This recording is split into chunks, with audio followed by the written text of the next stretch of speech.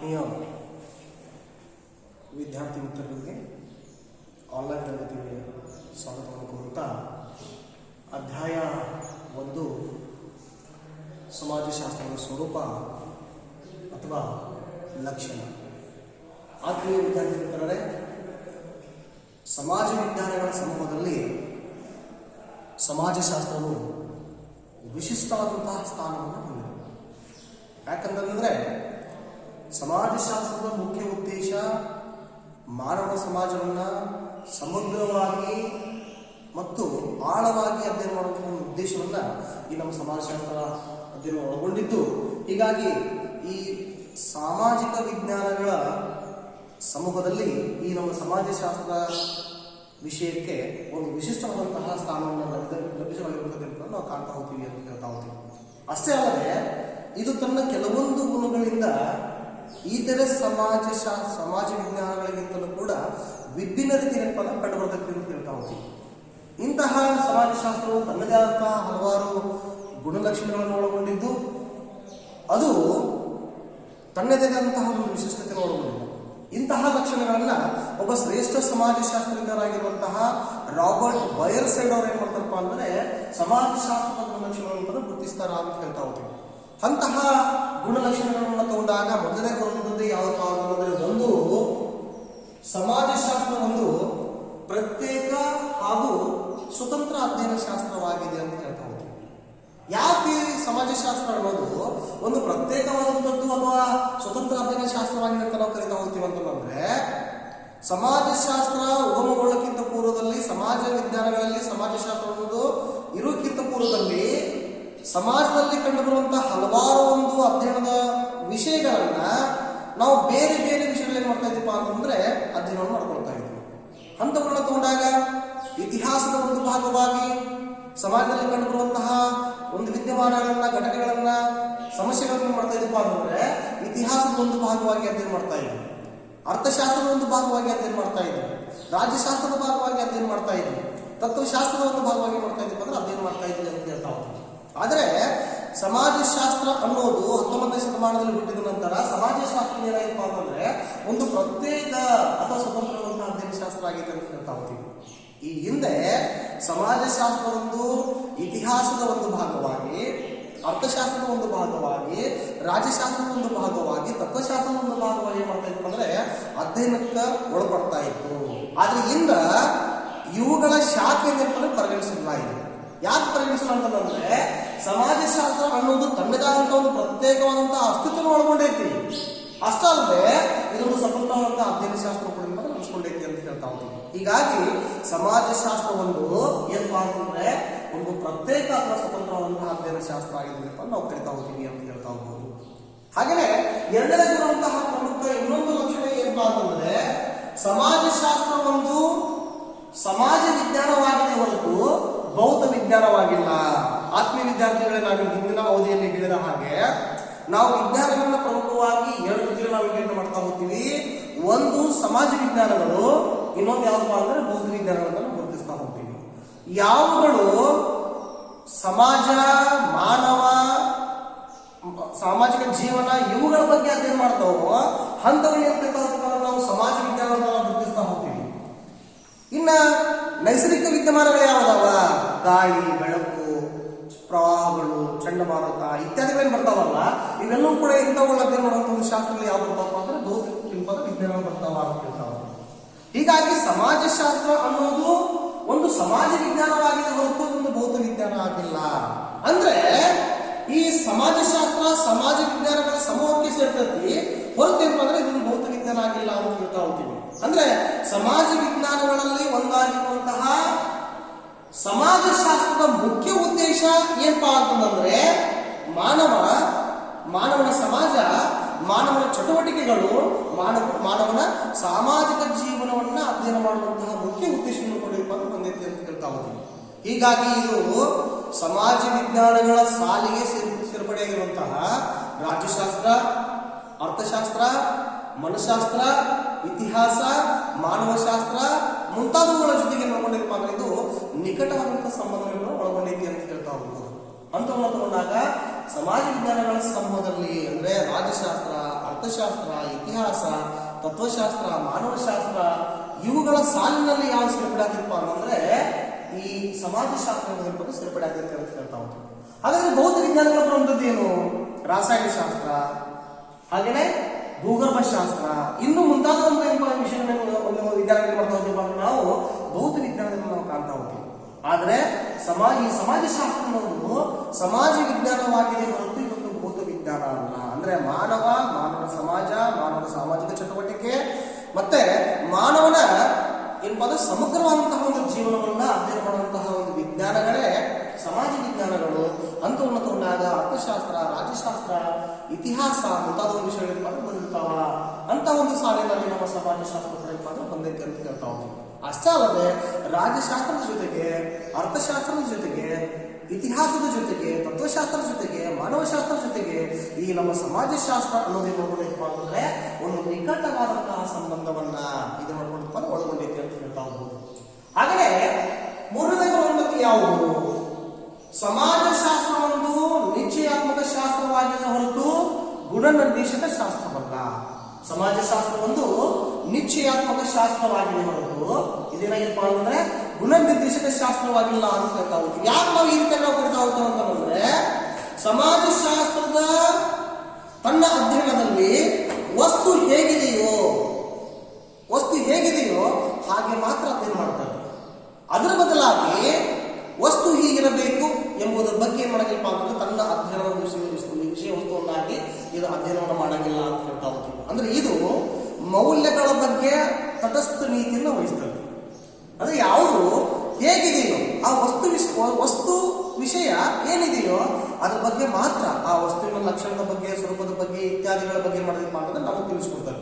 ಆದ್ರೆ ಅವುಗಳ ಬದಲಾಗಿ ಹೀಗಿರಬೇಕಿತ್ತು, ಈ ವಸ್ತು ವಿಷಯ ಅನ್ನೋದು ಹೀಗಿರಬೇಕಿತ್ತು ಎಂಬುದರ ಬಗ್ಗೆ ನೋಡಂಗಿಲ್ಲ ಅಂದ್ರೆ ಅದರ ಗುಣವನ್ನು ತಿಳಿಸ್ಕೊಡಂಗಿಲ್ಲ ಅಂತ ಹೇಳ್ತಾ ಹೋಗ್ತೀವಿ. ಹೀಗಾಗಿ ಸಮಾಜಶಾಸ್ತ್ರ ಅನ್ನೋದೇನಪ್ಪ ಅಂದ್ರೆ ಒಂದು ನಿಶ್ಚಯಾತ್ಮಕ ಶಾಸ್ತ್ರವಾಗಿದೆ ಹೊರತು ಗುಣನಿರ್ದೇಶಕ ಶಾಸ್ತ್ರವಾಗಿಲ್ಲ. ಒಂದು ವಸ್ತು ಅನ್ನೋದು ಹೇಗಿದೆಯೋ ಹಾಗೆ ಮಾತ್ರ ಅದರ ಸ್ವರೂಪ, ಅದರ ಲಕ್ಷಣ, ಅದರ ಗುಣ ಏನಿದೆಯೋ ಅದರ ಬಗ್ಗೆ ಮಾತ್ರ ನಮ್ಗೆ ಹೇಳ್ಕೊಡ್ಬೇಕು ಹೊರತು ವಸ್ತು ಹೀಗಿರ್ಬೇಕಿತ್ತು, ಈಗಿರುವಂತಹ ಒಂದು ವಸ್ತು ಇದರ ಬದಲಾಗಿ ಹೀಗಿರ್ಬೇಕಿತ್ತು ಎಂಬುದ್ರ ಬಗ್ಗೆ ಏನು ಮಾಡಂಗಿಲ್ಲ ಅಂತಂದ್ರೆ ನಮಗೆ ಸಮಾಜಶಾಸ್ತ್ರ ಅನ್ನೋದಪ್ಪ ಅಧ್ಯಯನವನ್ನು ಮಾಡಂಗಿಲ್ಲ ಅಂತ ಹೇಳ್ತಾ ಹೋಗ್ತಾರೆ. ಹೀಗಾಗಿ ಸಮಾಜಶಾಸ್ತ್ರ ಒಂದು ನಿಶ್ಚಯಾತ್ಮಕ ಶಾಸ್ತ್ರವಾಗಿದೆ ಹೊರತು ಇದೊಂದು ಏನಾಗಿಲ್ಲಪ್ಪ ಅಂದ್ರೆ ಗುಣನಿರ್ದೇಶಕ ಶಾಸ್ತ್ರವಾಗಿಲ್ಲ. ಆ ವಸ್ತು ವಿಷಯದ ಬಗ್ಗೆ, ಅದರ ಗುಣದ ಬಗ್ಗೆ ಏನು ಮಾಡಂಗಿಲ್ಲಪ್ಪ ಅಂದ್ರೆ ಇದು ಒಂದು ವಿವರಣೆಯನ್ನು ಏನಪ್ಪ ಅಂದ್ರೆ ನೀಡಂಗಿಲ್ಲ ಅಂತ ಹೇಳ್ತಾ ಹೋಗ್ತೀವಿ.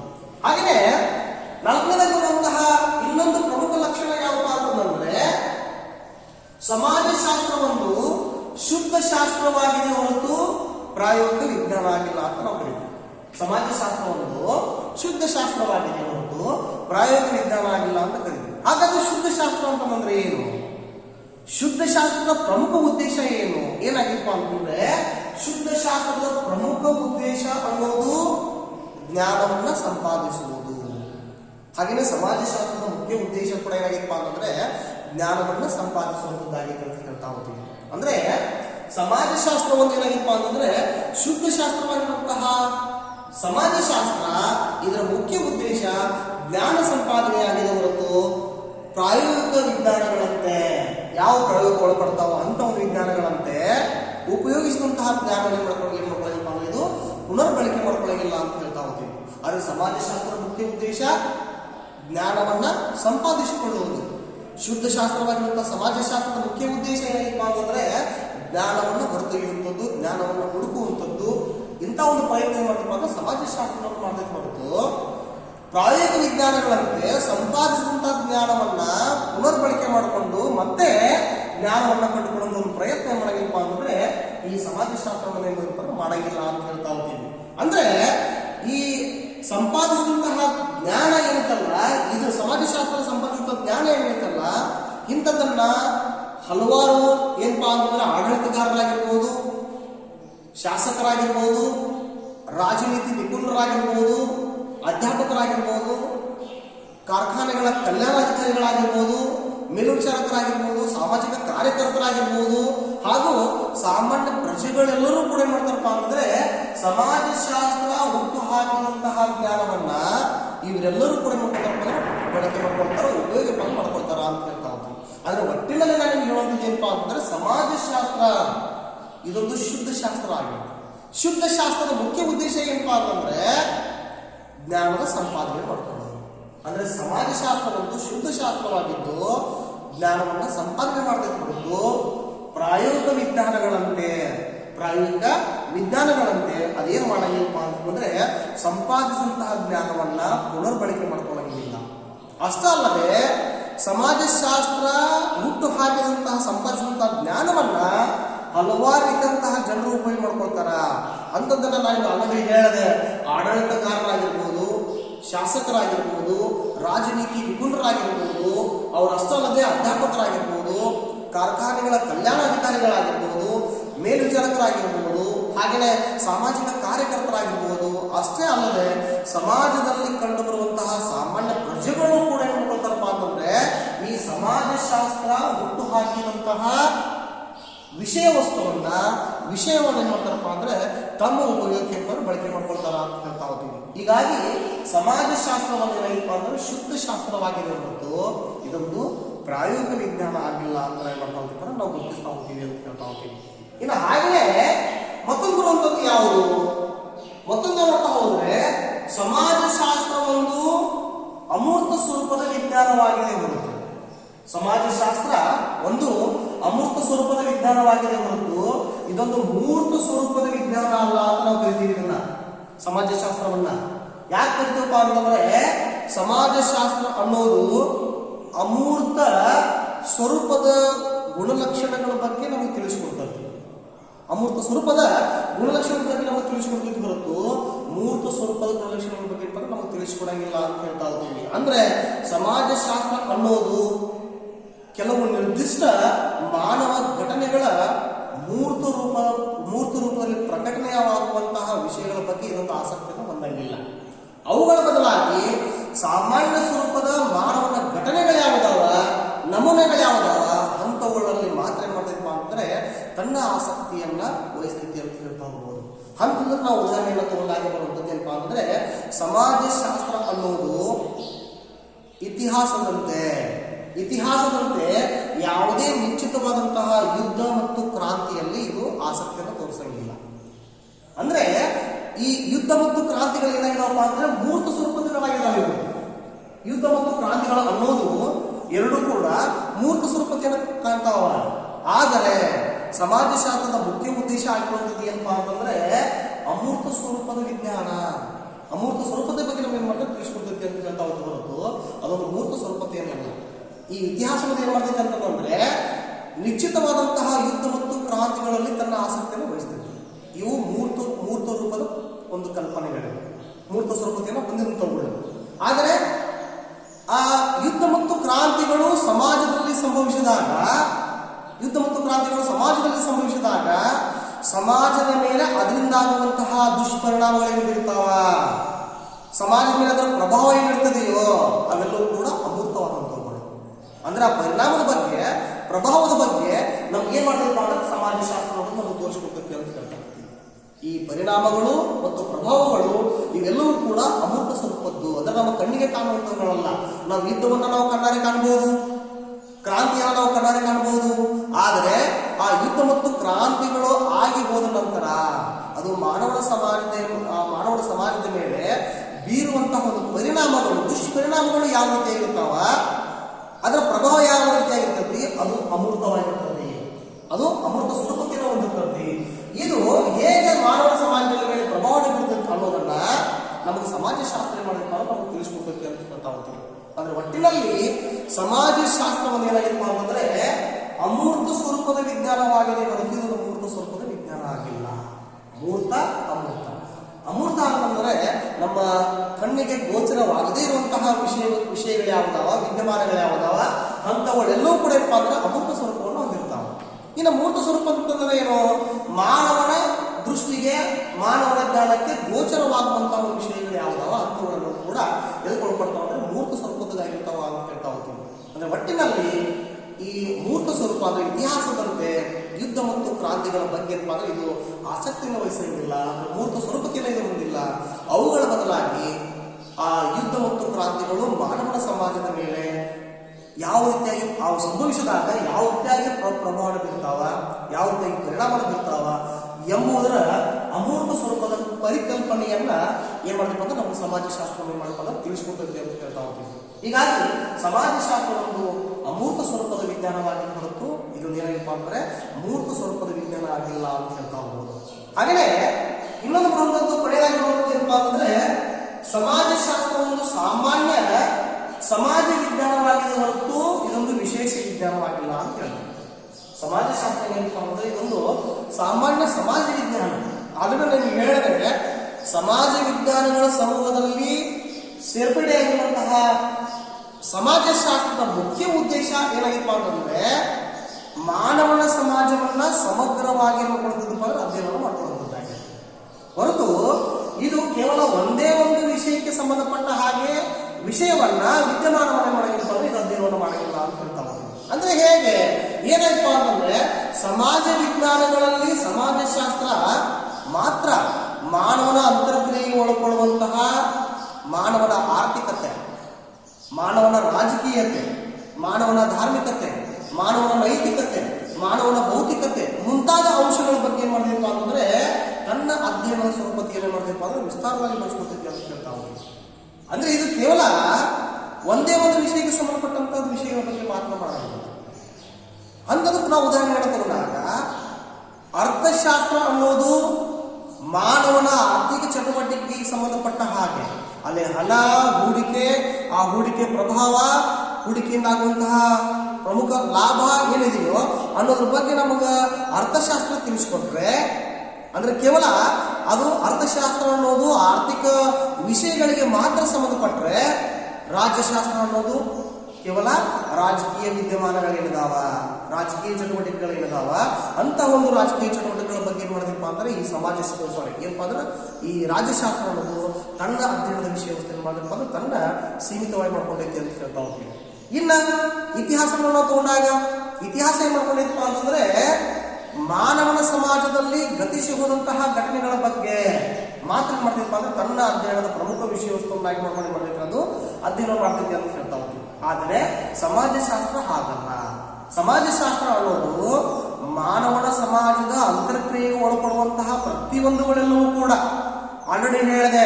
ಅರ್ಥಶಾಸ್ತ್ರದ ಆರ್ಥಿಕ ಚಟುವಟಿಕೆ, ರಾಜ್ಯಶಾಸ್ತ್ರ ರಾಜಕೀಯ ಚಟುವಟಿಕೆ, ಹಾಗೆಯೇ ಇತಿಹಾಸ ಮಾನವನ ಗತಿಸೋದಂತ ಘಟನೆಗಳ ಬಗ್ಗೆ ಮಾತ್ರ ಕೇವಲ ಏಕಮಾತ್ರ ವಿಷಯಗಳ ಬಗ್ಗೆ ಆಸಕ್ತಿಯನ್ನು ಹೊಂದಿದ್ರೆ ಸಮಾಜಶಾಸ್ತ್ರ ಏನ್ ಮಾಡಬೇಕು ಅಂದ್ರೆ ಇವೆಲ್ಲವೂ ಕೂಡ ಒಳಗೊಂಡೈತಿ ಅಂತ ಹೇಳ್ತಾ ಹೋಗ್ಬೋದು.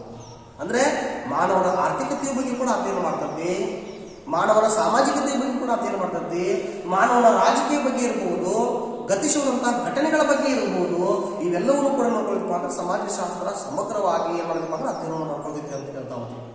ಆದರೆ ಇತಿಹಾಸ, ಅರ್ಥಶಾಸ್ತ್ರ, ರಾಜ್ಯಶಾಸ್ತ್ರ ಈ ವಿಷಯಗಳ ಬಗ್ಗೆ ಅಂದ್ರೆ ಇವು ವಿಶೇಷ ವಿಜ್ಞಾನ ಅಲ್ಲ ಅಂತ ಕರಿತೀವಿ. ಅಂದ್ರೆ ಯಾಕೆ ನಾವು ವಿಶೇಷ ವಿಜ್ಞಾನ ಅಂತ ನಾವು ನಮ್ಮ ಸಮಾಜಶಾಸ್ತ್ರ ಕರಿತೀವಪ್ಪ ಅಂತಂದ್ರೆ ಇತಿಹಾಸ ಅನ್ನೋದು ಕೇವಲ ಒಂದೇ ಒಂದು ವಿಷಯಕ್ಕೆ ಮಾತ್ರ ಸಂಬಂಧಪಟ್ಟಂಥದ್ದು, ಅರ್ಥಶಾಸ್ತ್ರ ಅನ್ನೋದು ಕೇವಲ ಆರ್ಥಿಕ ಚಟುವಟಿಕೆಗೆ ಮಾತ್ರ ಸಂಬಂಧಪಟ್ಟಂಥದ್ದು, ರಾಜ್ಯಶಾಸ್ತ್ರ ಅನ್ನೋದು ಕೇವಲ ಒಂದೇ ಒಂದು ವಿಷಯಕ್ಕೆ ಮಾತ್ರ ಸಂಬಂಧಪಟ್ಟಂಥದ್ದು.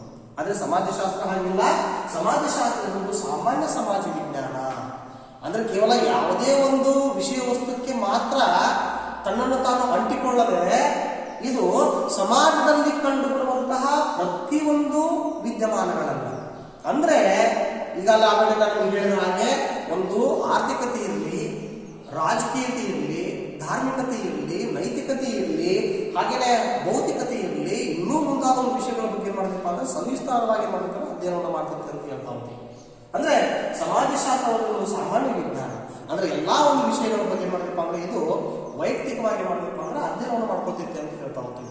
ಆದ್ರೆ ಇದೊಂದು ವಿಶೇಷ ವಿಜ್ಞಾನ ಅಲ್ಲ ಅಂತ ಕರಿತೀವಿ. ಯಾಕಪ್ಪ ಅಂದ್ರೆ ಆಮೇಲೆ ಹೇಳಿದೆ ನಾನು ನಿಮಗೆ ವಿಶೇಷ ವಿಜ್ಞಾನದಲ್ಲಿ ಕರ್ಸ್ಕೊಳ್ಬೇಕಾದ್ರೆ ಅದು ಕೇವಲ ಏನಾಗಿರ್ಬೇಕಪ್ಪ ಅಂತಂದ್ರೆ ಒಂದೇ ಒಂದು ವಿಷಯಕ್ಕೆ ಸಂಬಂಧಪಟ್ಟ ಹಾಗೆ ಮಾತ್ರ ಅಧ್ಯಯನ ಮಾಡ್ತಾ ಇರಬೇಕು.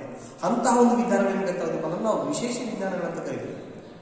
ಯಾವ ಒಂದು ವಿಷಯಕ್ಕೆ ಸಂಬಂಧಪಟ್ಟಿದೆಯೋ ಅಂಥವ್ರ ಬಗ್ಗೆ ಮಾತ್ರ ಅಧ್ಯಯನ ಮಾಡ್ತಿದೆಯೋ ಅಂತ ಒಂದು ವಿಜ್ಞಾನಗಳನ್ನ ನಾವು ವಿಶೇಷ ವಿಜ್ಞಾನಗಳು ಅಂತ ಕರಿತೀವಿ. ಆಲ್ರೆಡಿ ಉದಾಹರಣೆಗಳನ್ನು ತಗೊಂಡಾಗ ಅರ್ಥಶಾಸ್ತ್ರ ಆರ್ಥಿಕ ಚಟುವಟಿಕೆ, ರಾಜ್ಯಶಾಸ್ತ್ರ ರಾಜಕೀಯ ಚಟುವಟಿಕೆ, ಇತಿಹಾಸ ಗತಿಸುವಂತಹ ಒಂದು ಘಟನೆಗಳ ಬಗ್ಗೆ, ಮುಂತಾದ ವಿಷಯಗಳು ಏನಪ್ಪ ಅವೆಲ್ಲವೂ ಕೂಡ ಸೀಮಿತವಾಗಿರುವಂತಹ ತಮ್ಮ ಅಧ್ಯಯನವನ್ನ ಏನು ಮಾಡ್ಕೊಂಡವ್ರೆ ಅಧ್ಯಯನ ವಿಷಯ ವಸ್ತುವನ್ನಾಗಿ ಅಧ್ಯಯನವನ್ನು ಮಾಡ್ತಾವ ಅಂತ ಹೇಳ್ತಾ ಹೋಗ್ತೀವಿ. ಆದ್ರೆ ಸಮಾಜಶಾಸ್ತ್ರದ ಅಧ್ಯಯನ ವಿಷಯ ವಸ್ತು ಅದು ವಿಶೇಷವಾಗಿಲ್ಲ, ಅದು ಸಾಮಾನ್ಯವಾಗಿದೆ.